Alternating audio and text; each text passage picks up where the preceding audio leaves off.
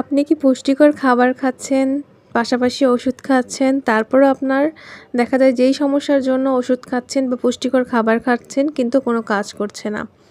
তাহলে বুঝতে হবে আপনার শরীরে কৃমি রয়েছে।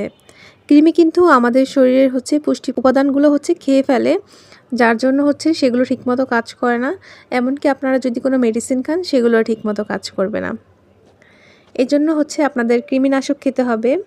আর এই যে আপনারা দেখতে পাচ্ছেন এখানে আনারস কিন্তু অনেকটাই কৃমিনাশক হিসেবে কাজ করে, কারণ এর ভিতরে এমন একটি এনজাইম রয়েছে যার নাম ব্রোমেলিন। এটি হজমে সহায়তা করে এবং অন্ত্রের পরিবেশকে এমনভাবে নিয়ন্ত্রণ করে যেখানে কৃমিরা খুব অস্বস্তিতে থাকে।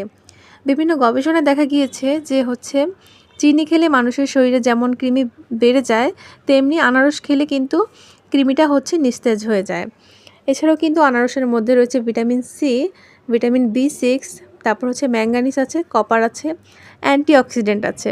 এজন্য আপনারা কিন্তু প্রতিদিনের খাদ্য তালিকায় এই ফলটি রাখতে পারেন। এতে কিন্তু প্রাকৃতিকভাবে কার্বোহাইড্রেট রয়েছে।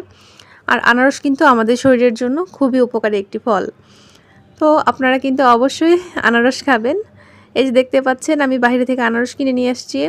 আর এখন কিন্তু আনারসের সিজন, অবশ্যই সিজনাল ফল খাওয়ার চেষ্টা করবেন। ধন্যবাদ সবাইকে।